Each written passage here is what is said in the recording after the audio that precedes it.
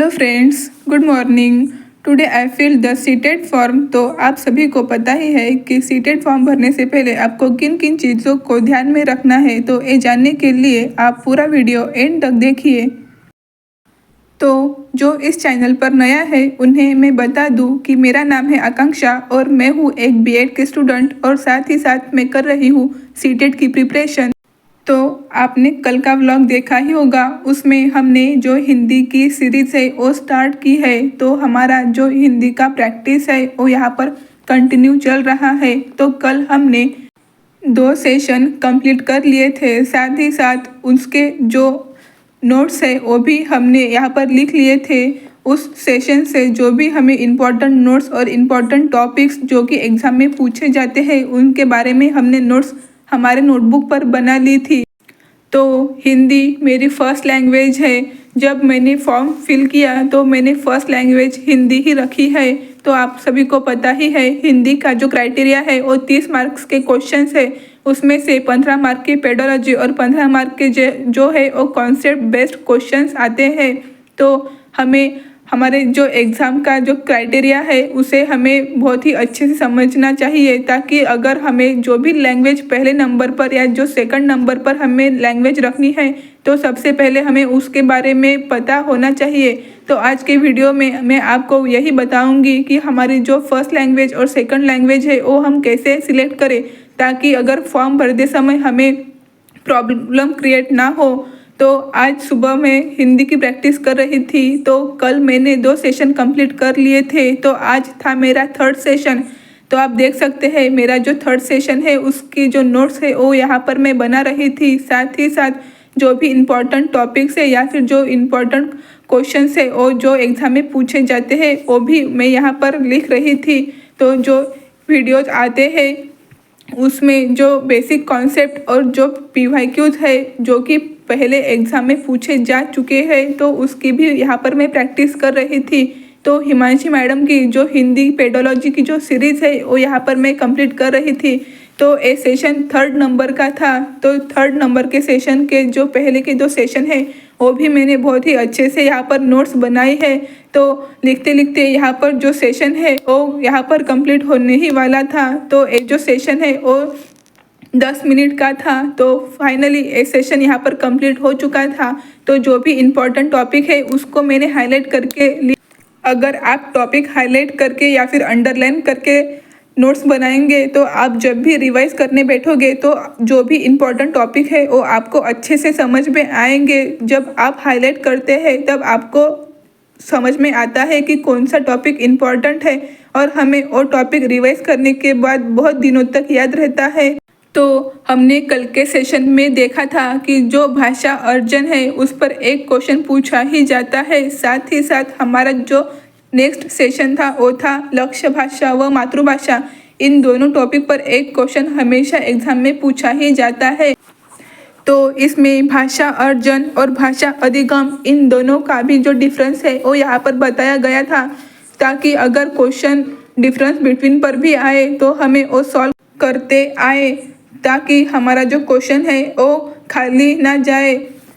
तो उसके बाद जो है वो था लक्ष्य भाषा व मातृभाषा। इनमें जो टॉपिक्स है और जो भी इम्पोर्टेंट टॉपिक्स है वो ही यहाँ पर बताए गए थे, ताकि एग्ज़ाम में अगर ये टॉपिक आए तो उसका जो अर्थ है साथ ही साथ उसका जो भी मीनिंग है वो हमें अच्छे से समझ में आए। तो लक्ष्य भाषा क्या है और मातृभाषा क्या है इसमें जो है वो बहुत ही अच्छे से बताया गया था। तो इसकी भी नोट्स मैंने कल ही बना रखी थी। तो आज सुबह मॉर्निंग में मेरा जो टॉपिक था वो था भाषा शिक्षण की प्रमुख विधियाँ। उसमें जो भी 7 विधियाँ बताई गई है उस पर मैंने एक अच्छे से नोट्स बनाई है। तो जो भी विधियाँ है वो मैंने अच्छे से लिख ली और साथ ही हाईलाइट करके रखी है।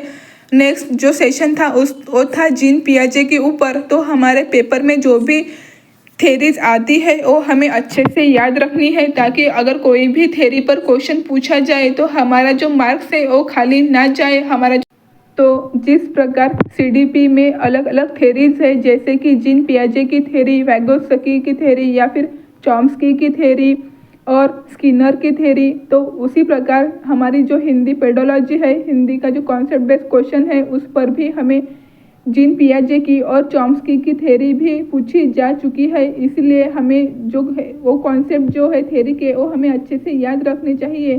तो आज मैं जीन पियाजे की जो थ्योरी है उसके अकॉर्डिंग जो भी इम्पोर्टेंट टॉपिक्स है या फिर जिस टॉपिक पर से क्वेश्चन पूछे जा सकते हैं वो यहाँ पर मैं नोट्स बना रही थी। साथ ही साथ जो सेशन कंप्लीट होने के बाद जो नया सेशन स्टार्ट हुआ था वो था 4 नंबर का सेशन। तो उसमें जो है वो नॉर्म चॉम्स्की के जो थ्योरीज है और थ्योरीज के अकॉर्डिंग जो भी क्वेश्चन एग्जाम में पूछे जा चुके हैं या फिर जो पीवाईक्यू के जो क्वेश्चंस थे उसकी भी यहाँ पर मैंने प्रैक्टिस की है। तो नॉर्म चॉम्स्की क्या कहते हैं कि प्रत्येक बालक में भाषा सीखने की जो जन्मजात शक्ति जो है वो जन्म से ही पैदा होती है। तो उस पर जो भी इम्पोर्टेंट जो नोट्स है मैंने यहाँ पर बना ली थी। तो ये टॉपिक और ये जो सेशन है वो कंप्लीट होने के बाद जो है मैं मेरा जो सीटेट का फॉर्म है वो फिल करने के लिए गई थी। तो मैं इसके बाद आपको बताऊंगी कि मैंने किस तरीके से यहाँ पर मेरा फॉर्म फिल किया है।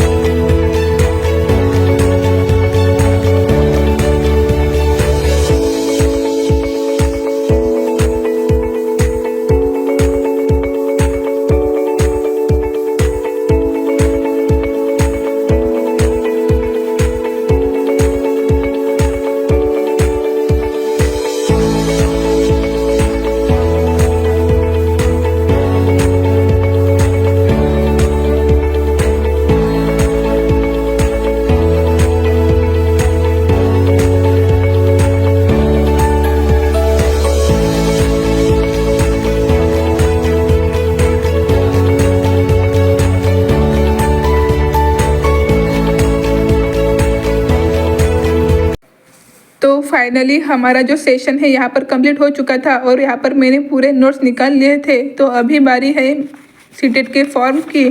तो इसमें सबसे ऊपर जो है वो लिखा रहता है कि एप्लीकेशन नंबर। तो हमारा जो भी एप्लीकेशन नंबर है वो यहाँ पर फिल होता है। साथ ही साथ उसके नीचे जो है वो candidate name plus mother name और फादर नेम वो सब इन्फॉर्मेशन यहाँ पर दी हुई रहती है। साथ ही साथ हमारे डेट ऑफ बर्थ, जेंडर और नेशनलिटी यहाँ पर दी हुई होती है और जो है आप किस कैटेगरी से बिलोंग करते हैं वो भी यहाँ पर फिल किया होता है। साथ ही साथ उसके अगर नीचे आए तो यहाँ पर हमें लैंग्वेज सिलेक्ट करने का ऑप्शन मिलता है। तो फर्स्ट लैंग्वेज मैंने यहाँ पर रखी है हिंदी और जो सेकंड लैंग्वेज है वो यहाँ पर मैंने रखी है इंग्लिश। तो उसके नीचे जो है subject offer for paper second, तो मैंने पेपर सेकंड यहाँ पर अप्लाई किया है। तो इसमें जो है मैंने साइंस और जो मैथ है वो यहाँ पर सिलेक्ट किया है।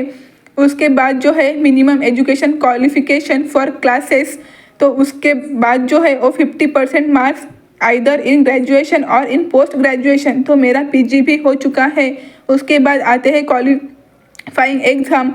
तो यहाँ पर लिखा हुआ है degree in education in accordance with the precipitated minimum qualification. तो उसके बाद जो है एग्ज़ाम डिटेल्स यहाँ पर दी हुई रहती है कि हम कहाँ से बिलोंग करते हैं, डिस्ट्रिक्ट कौन सा है, स्टेट कौन सा है, ईमेल एड्रेस कौन सा है, हमारा जो मोबाइल नंबर या फिर जो लैंडलाइन नंबर है वो भी यहाँ पर दिया हुआ रहता है।